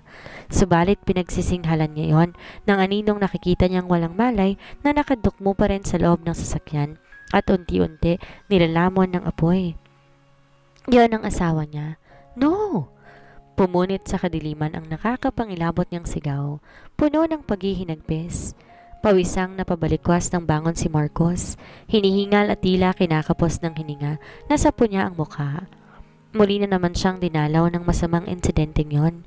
Matagal nang nangyari yon, ngunit sariwa pa rin sa alaala niya kung paano namatay ang kanyang asawa. Para bang kailan lamang yon nangyari? At paulit-ulit pa rin bumabalik sa kanyang isipan. Wala siyang ibang sinisisi kung hindi ang sarili niya. Siya ang dahilan kung bakit namatay ang asawa niya at ngayon napaka-miserable ng buhay niya. Kung sana'y nag-ingat siya noon, kung sana nailigtas niya noon ang asawa bago pa man sumabog ang sasakyan, kung sana naging mabilis siya, kung sana, oh God, napakaraming sana, na dapat ay nagawa niya nung buhay pa ito. Ngunit bakit kailangan pang mangyari yon sa kanya? Bakit kinakailangan pang si Amor ang magbuwis ng buhay? Bakit hindi na lamang siya? Damang-dama ni Marcos ang kirot sa kanyang puso. Lumingon siya sa frame na nakapatong sa side table. Inabot yon at puno ng kapaitan, hinaplos at pinagmasdan ng maamong mukha na nakalarawan doon. Amor? Sa kabila ng pagod at ng puyat, hindi nagawang makatulog ng maayos ni Megan sa bahay na iyon. Namahay siya at madaling araw na siyang dinalaw ng antok. May ilang minuto pa lang siguro niyang naipipikit ang mga mata nang muli siyang naalimpungatan. Nakaririnig siya ng mga katok sa pinto, kaya kahit namimigat ang mga talukap ng mata at masakit ang ulo, sinikap niyang bumangon para sinuhin ang kumakatok. Pagbukas niya ng pinto, nabungaran niya si Sally. May problema ho ba? Halos manliit ang mga mata niya sa sobrang pagkahilo. Pasensya ka na kung naistorbo kita, Anitong tila nahihiya. Mangyay kasi mamamalengke si Minerva ngayon. Ako na may aalis dahil may susundin akong bata sa kabilang bayan. Gusto ko sanang ibilin sa si Sir Marcos at itong bahay. Walang maiiwan Wala siyang maintindihan sa mga sinabi nito. Kung ano man yon, wala sa loob na napatango siya. Sige ho, walang problema. Ano yang hindi na ito maaninaw sa sobrang antok. Hindi niya alam kung paano at kailan umalis si Sally. Pagkapinid ng pinto ay bumagsak siya sa kama. Mag-iisang oras pa lamang siguro siyang nakakatulog nang magising siya sa pagbagsak ng kaunong bagay na yon sa kabilang silid. Kahit mabigat ang ulo, bumalikwas siya ng bangon at nagbihis. Pagkatapos mabilis siyang napatakbo sa silid ni Marcos. Nagulat siya nang madatnan niya itong nakadapa sa sahig, pilit na inaabot ang wheelchair. Sa tabi nito nagkalat ang unan at kumot kasama na ang vase na basag. Marcos! Bigla siyang napalapit dito. Tinangka niya tong alalayan, subalit marahas nitong tinabig ang kanyang kamay. Huwag mo kong hawakan. Singhal nito at matalim ang mga mata na tumingin sa kanya. Kaya kong sarili ko kaya iwan mo ako mag-isa. Ngunit duda siya sa sinabi nito. Halatang ibinuhos na ni Marcos ang lahat ng lakas nito, maabot lamang ang silya. At hindi niya tiyak kung may natitira pa rito ang lakas upang kayanin nitong makaupo naman doon. Sa pagpipilit pa lamang nitong makabangon, ginigitian na ito ng pawis sa mukha at halos naging isang manipis na linya na lamang ang mga labi nito sa mariing pagkakalapat dala ng frustration sa sobrang hirap at pagod. Hayaan mong tulungan na kita. Pakiwari niya siya ang nahihirapan sa ginagawa nito. Please, let me. Alam ko hindi mo kayang mag-isa. Sino bang... Sa minsang pagtatangkapan nito muli itong bumigay. Hinihingal na bumagsak to at bumalik sa pagkakadapa sa sahig. Napatakbo siya sa tabi nito at kahit na damang-dama niya ang malaking pagtutol nito, ay tinuloy niya ang pag-alalay dito hanggang sa makaupo ito sa silya. Ayon, nakaupo ka na. Bagya siyang lumayo at nakangititong tinunghayan. Sa susunod, mas mabuting tawagin mong kahit isa sa amin kung gusto mong lumapit sa silya para hindi na ito mauulit. Sa tingin mo ba, hindi ko ginawa yun? Madilim ang mukha nitong pang-uuyam sa kanya. Kanina pa ako sumisigaw dito, pero hindi ka lumalapit. Ano bang ginagawa mo? Natigilan siya. Natutulog kasi Natutulog? Biglang nanlisik ang mga mata ni Marcos. Natutulog ka sa ganitong sitwasyon? Bakit? Napakunot ang noon niya. Masama ba nang matulog ngayon? At saka tiwala naman ako sa mabilis na pupunta si Sally dyan kapag narinig nila na may kailangan sila. Nagtataka siya kung bakit hindi nito inaasikaso si Sally gayong hindi siya makalapit agad. Huwag mong sabihin, tinakot mo na naman sila, Marcos. My God, talaga bang ganyan ka tumarato sa mga kasama mo? At pinamewangan niya ito. Kainis, huwag mong isumbat sa akin ang pagkakamali ko, Megan. Madilim at puno ng tilim na sigaw ni Marcos. Kahit tratuhin ko ng gano'n ang mga katulong ko kahit kailan, hindi sila naging pabaya kung ikukumpara sa'yo. Sino nagsabi sa'yong matulog ka? Pagkatapos kang sabihan ni Sally na aalis siya kasama si Minerva at tanging ikaw lamang maiiwan dito. Huwag mong ikakailayan dahil sinabi niya sa akin, yan ang magpaalam siya. Napata siya na mula sa sinabi nito at wala sa loob na napaurong siya sa paghakbang. At huli na ng tuluyat pumasok sa isip niya ang sinadya sa kanya ni Sally kanina sa kanyang silid. My God, naging irresponsable siya.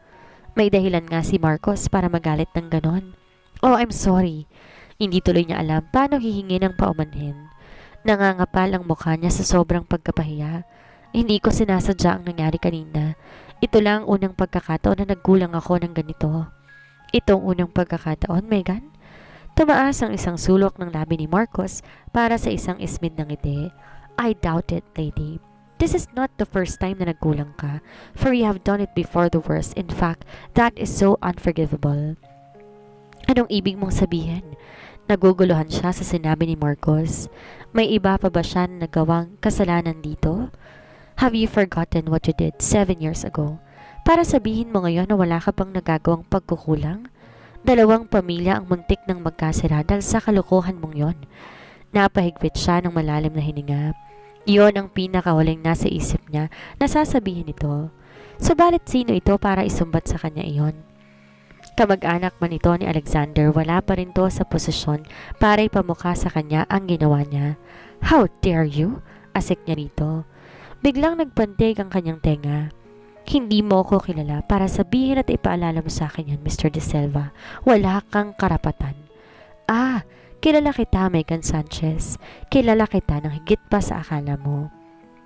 Tumaas ang boses nito, lalo pang nandisik ang mga mata. And you're nothing but a rich, spoiled brat na walang iniintindi kundi ang sarili kahit makasakit ka pa ng iba.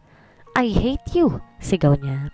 Gayunman muli siyang napaatras sa kakaibang galit ni Marcos. Hindi ako ganyan. Really? Then ano ang ginagawa mo rito? Nanunuyang sumunod to sa kanya. Kung ilang beses siyang umatras, siya namang panggulong ng sila nito papalapit sa kanya. Why, Brad? Hindi na ba kaya ng konsensya mo ang kahihiyang ibinigay mo at narito ka to patch things up? Well, hear this, Megan, at makinig kang mabuti. Huminto ito sa pagitan ng pagtatangis ng mga bagang at pagkakakuyom ng mga kamao. Kung nagkataon sigurong wala lamang ito sa Celia, baka sinambulat niya na at mahigpit ang hawak. I hate all things you do na akala mo isa kang santang nagmamalasakit. I hate your face and everything about you. Most of all, the sight of you, which makes me sick.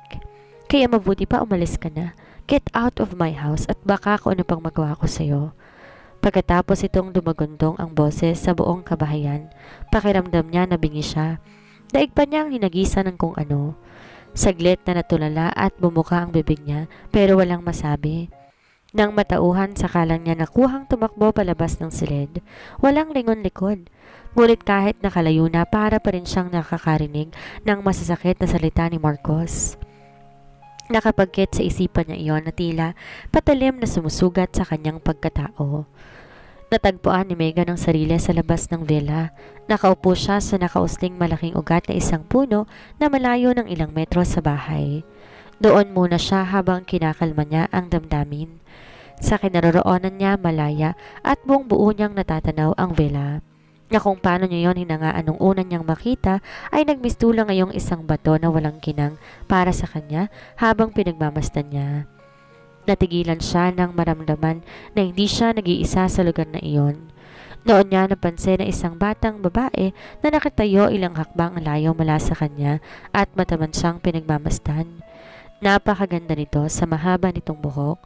Nakasuot ito ng baby pink na sleeveless blouse at puting walking shorts. Ngumiti siya at kinawayan to para lumapit. Subalit sa halip na humakbang, kimitong gumanti ng ngiti. Patuloy itong nakikiramdam at nangingilala habang magkasalikop ang dalawang kamay sa likod. Halika, mukha ba ako nangangain ng bata? Nakangiti niyang saad. Nagsimulang humakbang ang bata papalapit sa kanya. Nakapagkit pa rin ang kimi nitong ngiti na nakaguhit na yata sa manipis na mga labi habang hindi siya hinihiwalayan ng tingin. Now, that's better. Nilahad niya ang kamay upang abutin ito at paupuin sa kanyang tabi. Hello, Megan ang pangalan ko, and you can call me Tita Megan. What's yours? Wala siyang narinig na sagot mula dito.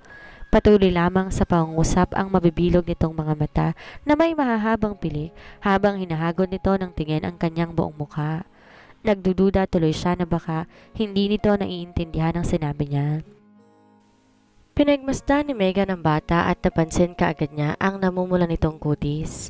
Matangos ang ilong nito at may maamong mukha at sasapakin niya ang sino mo magsasabing hindi ito cute.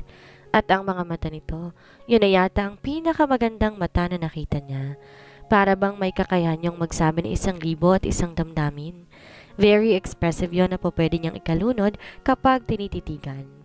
Ilang taon ka na? Tanong ulit niya. My grandma told me I am 4 years old. Sa wakas ay sabi nito at ipinakita sa kanya ang 4 na daliri. Hey, that's a relief. Akala ko hindi mo na ako kakausapin eh. At wala sa loob na nayakap niya ito sa katuwaan. Teka, bakit ngayon lang kita nakita? May reservation pa siyang nababasa sa bata. Nang ibaling nito ang tingin sa mga daliri. Matagal bago to nagsalita. Kanina pa po ako dyan. I even saw you came running out of our house. Do you have any problem? Bakit mo na itanong? Na-amuse siya rito. Kung di siya nagkakamali, ito ang batang tinutukoy ni Sally na susunduin ito sa kabilang bayan. Ngunit sino ang batang ito? Muli itong nagtaas ng tingin. You look bothered. Are you my daddy's nurse? Sino bang daddy mo? Nagtaka siya kahit nakakabuo na siya na isang hinala. Can I ask a favor from you? Sa halip ay tanong nito kaysa sagutin ang sinabi niya. Medyo gulat siya sa pananalita nito na may himig ng kaseryosohan. Wala tuloy sa loob na napatango siya. Sure. Lahat po kasi ng nurse ng daddy pinapaiyak niya at pinapaalis kaya sana po. Malungkot nitong binaling ang tingin sa villa. Sana po, kahit ilang beses po kayong paiyakin ng daddy, wag muna kayong aalis tulad ng ibang nurse. Bakit? Ano bang nangyayari kapag may nurse na umaalis dito? Masusi niya itong pinag-aaralan. Kasi po, kapag nawala na naman kayo, ipapadala na naman ako ni daddy sa grandma at grandpa ko which I don't want because I want to stay here with my daddy and take care of him. Alam ko pong nalulungkot siya at hindi ko alam kung kailan na naman po ako babalik kapag may pumalit na ulit sa inyo. Can you promise you won't leave? Natigilan siya. This child surprised her at ang mga sinasabi nito ay hindi niya inaasahan na sasabihin na isang 4 na taong gulang na bata. What's your name? Binuhat niya ang bata at inayos niya ang upo nito para makaharap sa kanya. Nang magtama ang mga mata nila, buong giliw siyang umiti. My name is Jamie Dayan de Silva and everyone calls me Dayan. Matatas itong sagot sabay haplos sa mga paa. Ito ang Dayan na nabanggit sa kanya ni Minerva. Gilalas niyang saad sa sarili habang di makapaniwalang nakatitig sa bata. Isang de Silva? Wala kang duda anak ito ni Marcos. Bakit hindi yun sinabi sa kanya ng kanyang ama? Bakit po kayo nakatitig sa akin? Ani Dayan, nalalong namilog ang mga mata sa pagtataka sa reaksyon niya. Wala, natutuwa lang ako sa'yo. Ani yan ang makabawi. Bahagya niyang ginulo ang buhok nito. Let's make a deal first bago ko mangako. Call me Tita Megan and I'll call you Grapes. Deal? Deal! Ani tong nagkibit balikat. How about your word? Okay. Hindi ako aalis dito sa inyo kahit ilang beses akong paiyakin ng daddy mo but it doesn't mean na hindi ko siya pagkagalitan, ha? Matigas kasi ang ulo niya eh. Deal? Tumango si Dayan. At sa kauna-unahang pagkakataon na silayan niya ng todo nitong pagngiti. Ngiting nagpagsialay sa pantay-pantay at mapuputi nitong mga ngipin. Hey, that's nice. I think you should smile more often. Dahil kung madalas itong gagawin yon, may kakayahan tong maghatid sa kanya ng lakas ng loob para kayanin niyang anumang sakit na ibibigay sa kanya ng ama nito. Come on, Grapes. Baka hinahanap na tayo ng mga tao sa bahay. Natutuwang inilapag niya si Dayan pagkatayo niya. Hawak ang isang kamay nito, sabay silang naglakad pabalik sa villa. Ngunit hustong makapasok sila sa pintuan ng villa, bigla siyang nakaramdam ng matinding pagkahilo at panlalamig ng katawan. Kasunod noon, biglang nanghina ang mga tuhod niya at ginitian siya ng butil-butil na pawis, hanggang sa bumagsak siyang walang malay. Nagkamalay na po siya. Ang matinis na boses at pagkaplos na munting kamay sa kanyang buhok ang unang rumihistro sa isip ni Megan nang panumbalikan siya ng malay. Pagmulat niya ng mata, tumambad sa kanya ang nakangiting mukha ni Dayan. How do you feel now, Tita Megan? Puno ng pag-aalalang tanong nito. Nakaupo ito sa tabi niya. Anong nangyari? Aniyang nasapo ang ulo sa bagyang hilo na sumalakay sa kanya. Medyo nahihilo pa ako. Normal lang yan sa isang taong kulang sa pahinga at hindi pa yata kumakain. Saad na isang tinig na waring natatawa. Otomatiko siyang napalingon sa lalaking nakatayo sa gilid ng kama at katabi ni Dayan. Nakasabit sa leeg nitong stethoscope. At kung hindi siya nagkakamali, nasa late 40s na ang edad nito. Natatakpan na masayahing bukas ng mukha nito ang kapormalan nitong taglay. By the way, I am Dr. Luis Marquez, attending physician ni Marcos. Pagpapakilala nito sa kanya. Mabuti na lang at naisipan kong dumalaw, kung hindi ko pa malalaman na may isang tao pa pala rito na naghahanap din ng sakit. Natatawa itong naiiling. Mahirap yan, iha. Lalo na't hindi yata gusto ng pasyente ko na may kaagaw siya ng atensyon. Alam mo bang lalong sumama ang mood niya nang malaman niyang hinimatay ka? Si Marcos? Sa tingin niya ba dapat akong matuwa? Napalingon siya kay Marcos na noon lang niya napansin na naroon sa tabi ng pintuan. Walang ngiting-ngiting nakatungha ito sa kanya. Sa pagkakaintindi ko, nagpunta ka rito, Megan, para alagaan ako. Hindi para maging karagdagan sa mga taong aalagaan dito. Sukat sa narinig, nagpantig ang tenga niya. Bigla siyang napaupo ng bangon. Sinisisi mo ba ako? Aniyang nakakunot ang noo. Kung nakakalimutan mo, Mr. De Silva, simula yata nang dumating ako dito, hindi mo na ako binigyan ng pagkakataon na makapagpahinga. Kung ano-anong nirereklamo mo at kung ano-anong pinapagawa mo sa akin na halos hindi ko na makuhang kumain. Hindi ko na kasalanan yan, Megan. Anitong nagtagi sa mga bagang. Trabaho ang ipinunta mo rito at binigay ko lamang hinihingi mo. Ngayon nasa sayo na kung papaano mo imamanage ang sarili mo at ang oras mo. Nag-aaway po ba kayo ng daddy, Tita Megan? Inosenteng tanong ni Dayan at pinaglipat-lipat ang tingin sa kanila. Biglang nagkaroon ng katahimikan sa loob ng silid. Lahat sila ay nagulat at noon lamang naalala na meron nga pala silang kasama na bata. No, iha, hindi sila nag-aaway ng daddy mo. Nag-uusap lamang sila. Paliwanag ni Luis na siyang unang nakabawi. Lahat sila ay napabaling kay Marcos nang walang anumang pinagulong nitong Silya at lumabas. Ni hindi man lamang to nagpapaalam. Bakit po mukhang galit ang daddy? Patuloy ni Diana na nakasunod ang tingin sa nilabasan ng ama. At sumisigaw po siya kanina. Nang gigigil na inalis niya ang tingin sa pinto at ibinaling yon kay Dayan. Pagkaway muntik na siyang matawa na makita niya ang kunot na noon nito. Daig pa nito ang bumubuo ng jigsaw puzzle. Very cute. Paano mo naman nasabing galit at sumisigaw ang daddy mo? Ang plano niya ay maliligaw ang paksa ng usapan. Huwag niyo na pong ikaila sa akin, Tita Megan. I know my daddy when he's angry. Ganon na ganon siya kapag gusto niyang mapaalis ang nurse. At nag-aalalang tumingin sa kanya si Dayan. Are you gonna cry? Just like the others? Bakit? Gusto mo bang umiyak ako? Tuluyan niya nang nakalimutan ng inis para kay Marcos. Naa-amuse na siya. Habang tumatagal, nagiging interesante ang batang to. Ayoko po. Malakas itong iling. Baka mamaya po kasi bigla kayong umalis katulad ng iba. Napangiti siya nang maalala ang kasunduan nila. Huwag kang mag-alala, hindi ako iiyak. At hindi rin ako aalis kahit na ilang beses pang magalit ang daddy mo. But why? Tuluyang umayos ng upo si Dayan paharap sa kanya. Halos magdikit na ang dalawang kamay nito sa pagtataka. Bakit hindi po kayo iiyak? Marami itong tanong. Hindi niya inaasahan na mahihirapan siyang magpaliwanag. Nang tumingin siya sa doktor para humingi ng saklolo, ay nginitian lang siya nito at nagkibit balikat. At para bang sinasabing, kayo ni Marcos ang nagsimula niyan.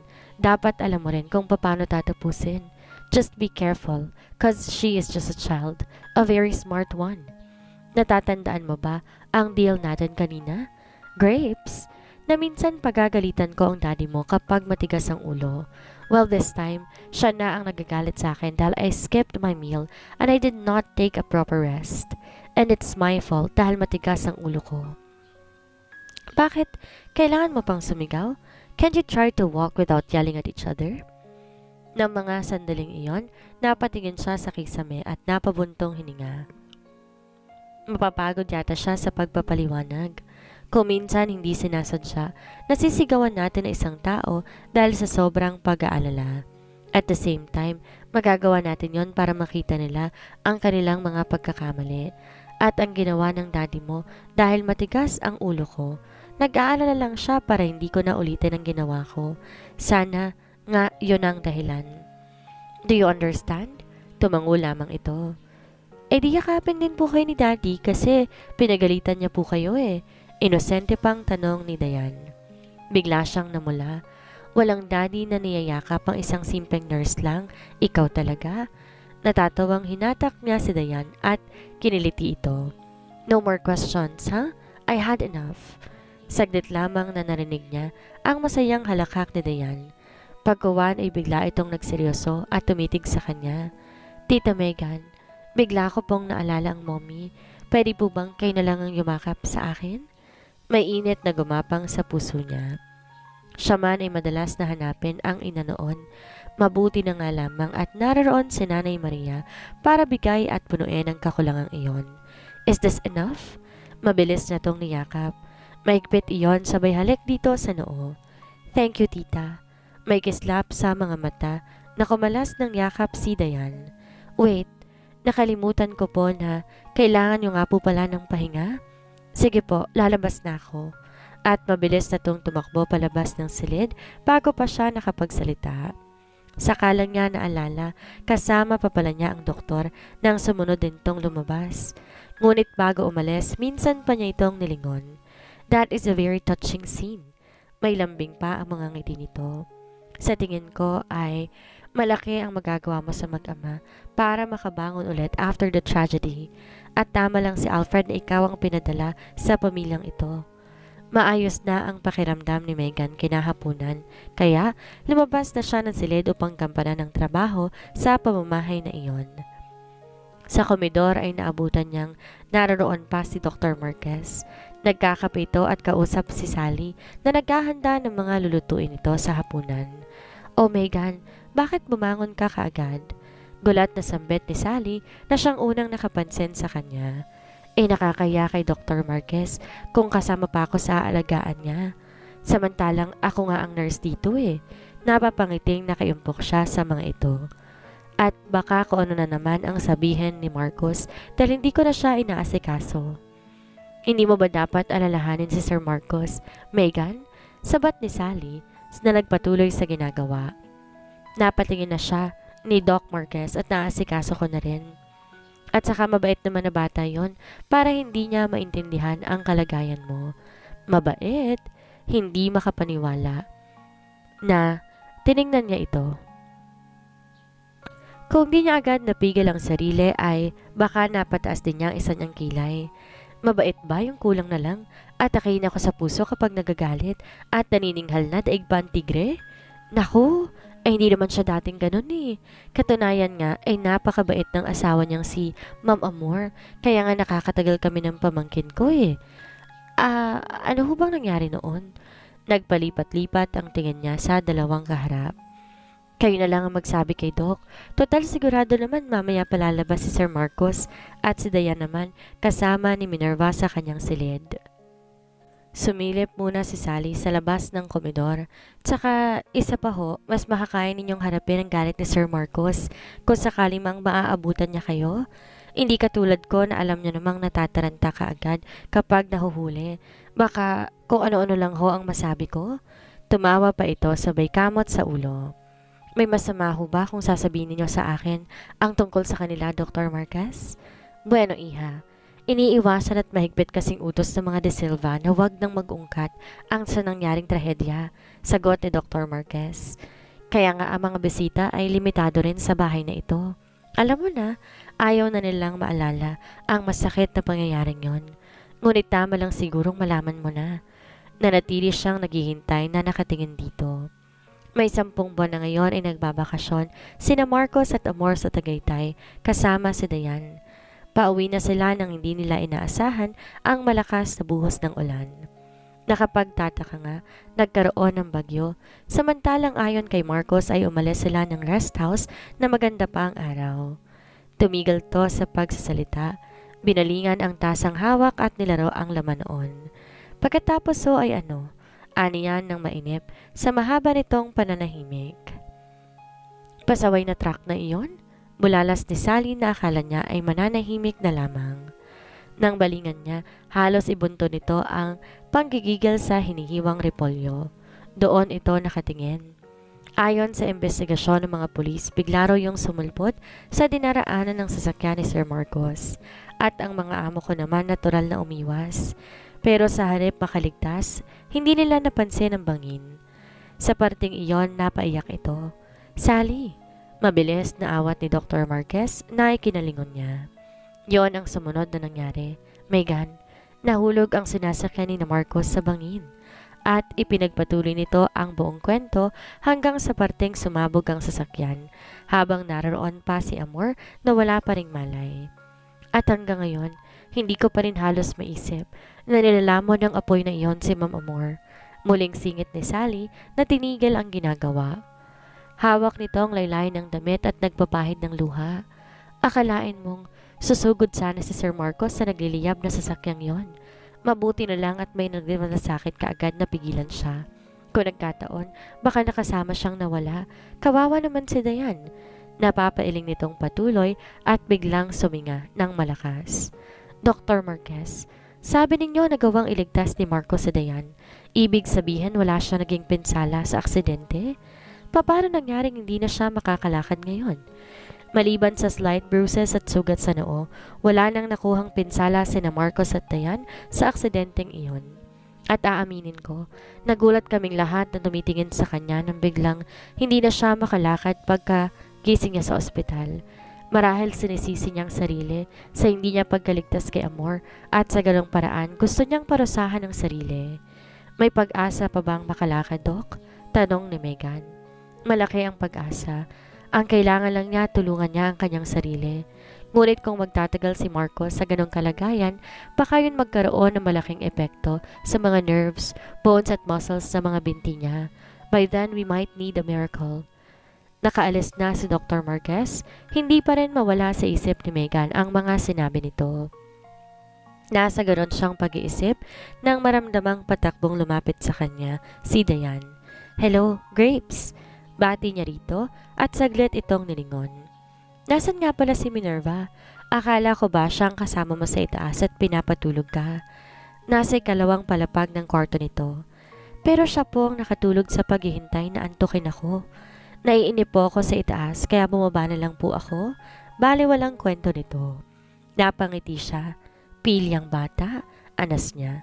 Ngunit duda siya kung aware ba si Dayan doon. Mas mukha pa nga itong interesado sa ginagawa niya kaysa magkwento ng kung ano-ano. Gusto mo bang magmerienda? Nag-bake ng chocolate cake si Aling Sally. Inaasahan niyang lulundag ito sa tawa at magdedemand kaagad kapag nakarinig ng chocolate. Subalit kahit doon, wala siyang nakitang interes mula dito. Pwede ba akong sumabay kay Daddy? Medyo alanganin itong tanong. Sure. Bagya niyang ginulo ang buhok nito bago niya sinunod ang gusto. Pagkuwan may naisip siyang mas magandang ideya at natutuwang lumuhod sa harap ni Dayan upang makapantay sila sa mukha. I have a better idea.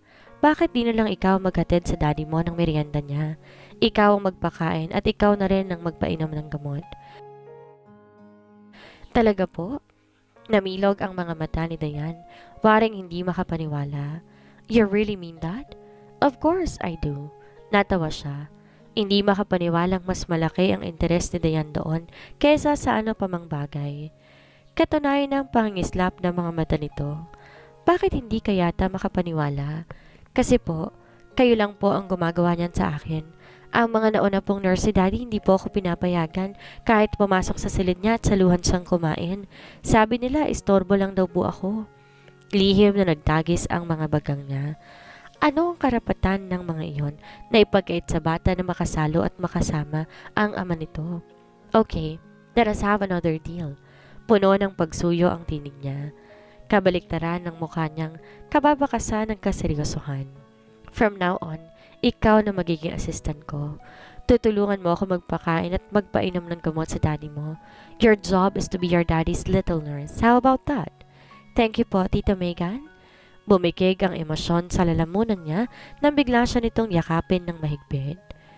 Nakatalikod si Marcos sa pinto, nakaharap sa sliding door at nakatanaw sa labas. Subalit lagpas-lagpasan ng tingin nito at malayong iniisip.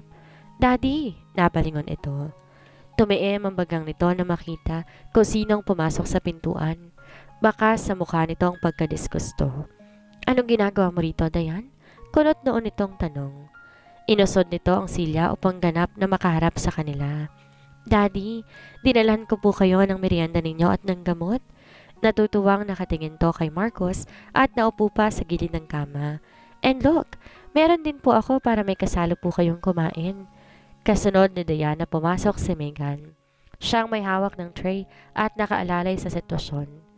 Nang sanya-sanya si Diana ilapag ang tray sa tabi nito, sumunod siya. Kasabay nun, pinakikiramdaman niya ang lalaki. Walang ganang tiningnan lang ni Marcos ang inihain ng dalawa. Mas gusto nito ang mapag-isa. Ayokong kumain, Dayan. Mabuti pa ilabas nyo na yan at iwan nyo na ako. Iniwasan nito na mapatingin sa anak. But Daddy, you need to eat. Come on, here's your spoon. O mas gusto nyo ba subuan ko kayo? Halos may pagkakamali ang malaking enthusiasm na nasa boses nito. Wala akong ibang gusto. Just take them out. Matigas itong utos, sabay baling ng tingin sa labas. Gustong gusto naman itong pagsalataan si Megan. Pigilan bago nito masaktan si Dayan. Di lamang niya alam kung paano gagawin yon nang di sila magtatalo sa harapan ng bata. Marcos? Singit niya sa mahinahong tinig, puno ng ingat. Mabuti pang pagbigyan mo ng anak mo. Alam mo bang siya pang naganda niyan at nakaisip na, sinabi kong ilabas ninyo yan. Ayokong kumain at iwan ninyo ako. Sigaw ni Marcos na hindi na nakatiis. Pumunit ang mahabang katahimikan sa loob ng silid. Otomatikong lumipad ang nag-aalala niyang tingin kay Dayan na noon ay biglang natahimik. Nawala ang ngiti at napatitig sa ama. Tita Megan, ilabas na po natin ang merienda ng daddy. Halos madurog ang puso niya nang marinig niya ang mahinahon nitong boses. Ayaw po niyang kumain eh. Anitong biglang bumaba ng kama at nakayukong naglakad patungo sa pinto. Natigilan si Marcos. Pinagmasdan na mabagal na paghakbang ni Dayan at nang masalubong niya ang matalim na titig ni Megan, napabuntong hininga siya at wala sa loob na naisuklay ang kamay sa buhok. Kahit sang anggulo tingnan, wala siyang rason para idamay isang walang muwang na bata. Ngunit paano ba nito ipapaliwanag ang nararamdaman na ang makita si Dayan ay parang isang parusa para dito, lalo na kapag nakikita niya ang mga mata ng bata na tila multong replika ng ina. Nakapagpapaalala lamang iyon ng pait at usig ng budhi na gusto na niyang kalimutan. Dayan, sambit lang yon at walang balak na tawagin ng anak kaya halos pabulong lamang. Subalit sapat na yon para marinig ni Dayan. Daddy? Tumigil to sa pagkakbang at tumarap kay Marcos. Tumambad ang mga mata nitong malamlam at pinipigil na maiyak. Come here. Inilahad ni Marcos ang kamay. Nang makalapit si Dayan ay binuhat at pinaupo niya ang bata sa tabi niya. Matagal muna tong tinitigan ni Dayan bago masuyong kinuha ang isang kamay ng bata at tila wala sa loob na idinikit iyon sa pisngi nito. I'm sorry. Hindi sinasadya ng dading sigawan ka. It's just that I understand, Daddy. Pinatong ni Diana isang kamay sa bibig ni Marcos. Sumilay ang isang ngiti. I know din po that you don't mean it and it's just that you love me. Gusto niya lang pong makita ko ang pagkakamali ko kasi matigas ang ulo ko. Ha? Nabigla si Marcos na off guard. Sino namang nagsabi sa iyo yan? Si Tita Megan po. May pagkagiliw na sumulyap ito sa kanya. Hindi na po ako magkukulit, Daddy, para hindi na po kayo magalit. Tama po ba ako, Daddy? Yes. Wala sa loob na sagot ni Marcos. Then, yayakapin po ninyo ako, hindi po ba? Ngunit nauna na itong yumakap sa ama. I love you too, Daddy. And I don't mind kung ilang beses pa po kayong magagalit sa akin. Daig pa ni Marcos ang sinaktan. Hindi siya makapagsalita. Saglit ding nagtalong isip niya bago na itaas ang isang kamay para gantihan ang yakap ng anak. Hanggang sa hindi niya namalaya na humigpit na iyon na para bang yun lamang ang pinakatamang gawin. Kailan nga ba niya huling nayakap ang anak? Halos hindi na rin natatandaan ni Marcos. Pag-angat ng mukha niya, hindi sinasadya, nagtama ang paningin nila. Nakadama siya ng pagkaasiwa kaya wala na sa loob na nahabot niya ang tray ng merienda nito. Leave them. Utos niyang nagbagong isip. After all the things I've said, hindi ka ba aalis? Mababa ang tinig niya ngunit salubong ang mga kilay. Sino nagsabi sa iyong aalis ako? May katuwa ang iniwan niya ang tray at kimitong ngumiti dito. Alam kong gusto mo na magmarcha paalis sa bahay na to, Marcos, but I don't want to give you that satisfaction. Ngunit lumabas pa rin siya ng silid para pagbigyan ng pagkakataon ang mag-ama na magkasarilinan. Look, Daddy, it's time for your medicine. Anunsyo ng matamis sa tinig na yan na hindi na malay ni Marcos na nasa likod na niya. Pinigil niya ang pagsama ng mukha na makita si Megan sa likuran ng bata. Bakit ikaw na naman ang may dala niyan? Binaring niya ang paningin kay Dayan. Nakalimutan niyo na po ba ang little nurse ninyo, Daddy? Kunway isang striktang nurse si Dayan at kumunot pa ang noo. Kaya tama na po ang tanong. Open your mouth, Dad. Ibinigay nito sa ama ang ilang gamot na tabletas. Little nurse, may ilang beses na bang ginagampanan niyo ng anak niya na halatang nag-e-enjoy? Ngunit isa naman iyon sa mga ginagawa ni Megan para mapasunod siya. Wag mo kong tratuhin na parang bata, Dayan, angil niya. Kung minsan ay hindi niya malalaman kung maa-amuse ba o hindi sa paraan ng pagsasalita ng anak na parang matanda at siya na may parang bata kung pakitunguhan ito. Katulad na lamang ng sandaling iyon. But I have to, Daddy. Hindi po ba kunwari pasyente ko kayo at ginagawa ko naman po ang utos ng mga doktor ko kapag kinakausap ako, kaya take your medicine na. Dahil hindi naman maaaring itakwil ni Marcos ang anak, wala siyang magawa kung hindi pagbigyan si Diana inumin ng gamot. Subalit sa isip niya, ilang beses naman niyang pinapagalitan si Megan sa paggamit nito sa anak niya. At sa tuwin na naman, napapatingin siya rito, susuklian naman ito ang matagumpay ng ngiti na tila, nanunodyo. I hate her. Halos kamuhian niya na ang unang araw na tumuntong ang babae sa pamamahay niya para guluhin ito ang nakasanayan na niya. Maingat na ibinalik ni Dayan ang bote ng gamot kay Megan. At tulad ng nakagawian, uupo ang bata sa gilid ng kama at makikipagkwentuhan. Magsasalita to na magsasalita na kahit si Megan ay namamangha dahil mukhang hindi ito napapagod. Alam niyo po ba, Daddy, kinakwentuhan na naman ako ni Tita Megan ng stories kagabi. Kinakwento po niyang yung Jack and the Beanstalk. Ang galing-galing po talaga niyang magkwento. She's great in creating different voices. Para pong totoo, namimilog pa ang mga mata nito habang napapangiti naman si Megan sa isang tabi at nakikinig. Pagkatapos po, Daddy, marami pa ako ituturong kanta sa akin si Tita Megan. Patuloy nito sa pagkukwento. Pero alam ninyo, Daddy, mas gusto ko pong lumabas tayo minsan. Katulad po nung lumabas kami ni Yaya Sally para po ipasyal ako sa bayan. Biglang natigilan si Megan. Si Marcos naman biglang lumipad ang tingin kay Dayan. Ano yung pinasyal ka ni Sally sa bayan? Sa kabila ng pagtataka, pinilit ni Marcos na maging mahinahon ng boses. Kailan nangyari yon, Dayan? At hindi ko yata alam. Hindi niyo po alam? Kahit si Dayan nagtataka. Bakit po hindi niyo alam yon? Samantalang pinayagan po ko ni Tita Megan. Wala itong kamalay-malay sa tensyong binuhat sa pagitan ng dalawa. Naningkit ang mga mata ni Marcos. Lumipad ang tingin niya kay Megan na mabilis namang tumalikod at nagkunwang abala sa ginagawa. Pati ba naman anak niya ay pinakikialaman ng babaeng ito? Dayan, be a good girl. May lambing na kinausap ni Marcos ang anak, sabalit ang tingin niya ay hindi inaalis kay Megan. Iwan mo muna kami ni Tita Megan mo. May pag-uusapan lamang kaming mahahalagang bagay. Pagkalabas ni Dayan, bahagyang sinalakay na ng kaba si Megan. May ilang saglit na gusto niyang tumakbo at sundan ito, lalo na nang maiwan siya sa silid na iyon. Damang-dama niya ang galit ni Marcos sa ibig nitong kumawala. Kailan mo pinayagan si Dayan na lumabas kasama si Sally? Sa sita nito sa kontroladong tinig. 3 days ago, tipid niyang sagot nang hindi ito nililingon. 3 days ago, sigaw nito. At hindi mo naisip na sasabihin mo yun sa akin? Marcos, gustong mamasyal ng bata at naaawa na ako sa kanya dahil hindi na halos siya lumalabas ng villa. Kaya naisipan ko na ipalabas siya kay Aling Sally since hindi ako po pwedeng gumawa noon dahil hindi kita po pwedeng iwan. Halos magkanda buhol-buhol na ang kanyang dila sa pagpapaliwanag.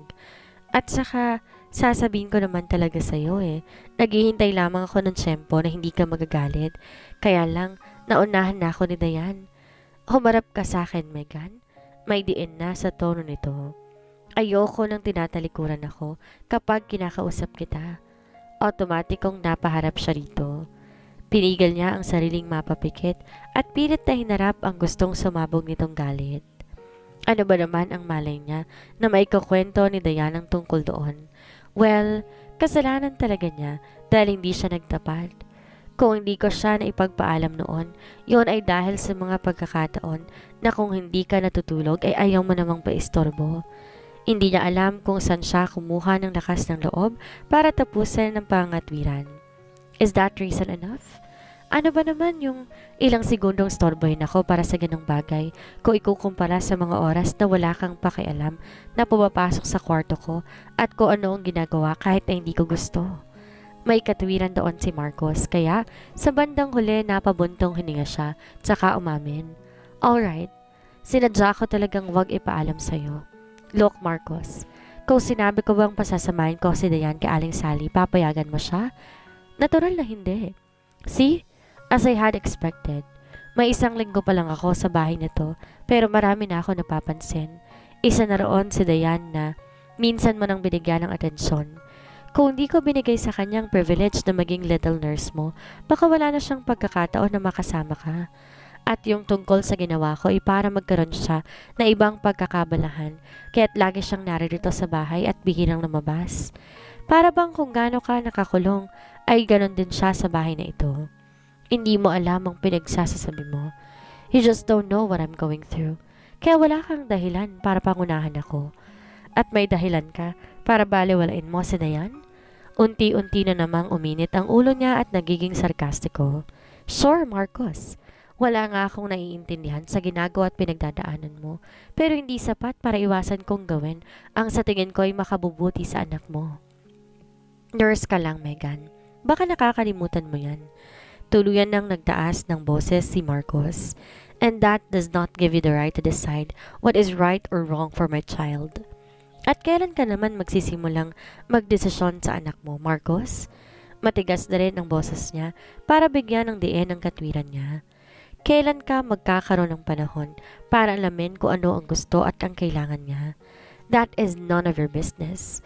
I'm the only one who can handle this. Sigaw nito. Just stay out of my way, Megan. Lumugar ka sa dapat mong kalagyan at iyon ay ang pagiging nurse mo lang. Nagkakaintindihan ba tayo? Saglit siyang di nakasagot. Pinamata nito sa kanyang kalagayan niya sa pamamahay nito at ang pagiging magulang nito kay Dayan at hindi niya alam kung bakit. May kung anong sakit sa puso niya na hindi niya kayang bigyan ng pangalan. At kung hindi ako sumunod, nakipaghamunan siya ng titigan dito. Matigas at matalim nitong sinilubong ni Marcos bago nagbigay ng malamig at puno ng pagbabanta na salita. Kung hindi ka susunod, bukas ang pinto ng bahay na to. Malaya ka nang makakaalis. Kainis. Mas masakit pa pala ang lantaran nitong pagtataboy sa kanya at waring gusto yung magpawala sa kanyang bait. Gawin mo ang gusto mong gawin. Marcos, at hindi makakapigil yon para magampanan ko ang di mo magampanan sa anak mo? Pero isa lang sasabihin ko, parusahan mo ng sarili mo. Huwag mo lamang idadamay ang inosenteng bata. At huwag mong idadahilan ng pagkakakulong mo dyan sa silang yan para takasan mo responsibilidad sa kanya. Dahil higit siyang nawalan kesa sa'yo. Pagkasabi noon, nagmarcha na siya palabas ng silid nito. Ngunit, hustong maipinid niya ang pinto pasara, ay nangihinang napasandal siya doon. Malakas ang ulan sa labas ng villa ng gabing iyon. Sinasabayan ng dumadagundong na kulog at matalilim na kidlat. Tila gustong maggalit ng panahon sa lakas noon na halos napayuko sa mga punong nasa labas at gustong magpalipad sa mga bahay na nasa paligid. Ngunit hindi kayang ikumpara doon ang pag-aalimpuyo ng damdamin ni Megan habang nakadungaw siya sa bintana at pinapanood ang nangyayari sa labas. Hindi siya makatulog at ang nasa isip niya ay si Marcos. Bakit ba galit na galit sa kanya ang lalaking yon? Ilang beses niya nang itinatanong yon sa kanyang isipan, subalit hanggang ngayon, wala pa rin siyang makuha na sagot. Kapag sa mga ganitong pagkakataon na nagkakasagutan sila ni Marcos at magbibitaw ito ng masasakit na salita, nagdadalawang isip siya kung aalis ba sa bahay na yon o magpapatuloy pa rin, kahit alam niyang imposible na ang pinapagawa sa kanya ng ama. Tuwing iisipin niya ang pag-alis, may kung anong pumipigil sa kanya na hindi naman niya alam kung ano. Parang may isang bahagi ng pagkatao niya ang nagsasabi na tulungan ng lalaki dahil hindi naman to likas na matulungin at bugnutin at makitid ang isip. Na kapag umalis siya, hindi rin siya matatahimik dahil may maiiwan siya sa pamamahay na iyon. Hindi lamang niya matukoy kung ano. Natilihan siya ng biglang gumuhit ang matalim na kidlat at malakas na pagkulog. Hindi dahil sa takot siya doon, dahil kundi may kasabay siyang malakas sa tili. Muli niyong nasundan pa na isang matinis at mas mahabang tili. Sakala niya na pagtanto na nanggagaling iyon sa itaas na palapag. Si Dayan. Biglang pumasok sa isipan niya at mabilis na napatakbo sa silid nito. Humahangos na napapasok siya sa silid ng bata. Nadatnan niya si Dayan na nagwawala at walang tigil sa pagsigaw.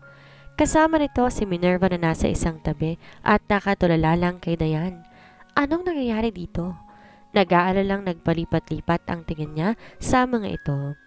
Hindi ko alam kung anong nangyayari, Ate Megan. Bigla na lang akong nagulat nung bigla siyang nagwala ng ganito. Natatarantang sabi ni Minerva. Batid niya na hindi ito makakatulong sa kondisyon ni Dayan, kaya sinenasan niya na lamang tong lumabas at iwanan na sila. Saka lang siya nakalapit kay Dayan na patuloy pa rin sa pagsigaw habang hawak ito ang dalawang kamay niya, ang tenga at mariing nakapikit at umiiyak. Dayan, calm down. Inawakan niya ang dalawa nitong kamay upang awatin. Calm down, Dayan. Ang tita Megan to. Mahinahon na saad ng dalaga. Magkasando pa kaya sina Megan at Marcos? At dito na po nagtatapos ang kabanata ng ating kwento. Please like, share, and subscribe for more updates. Maraming salamat po.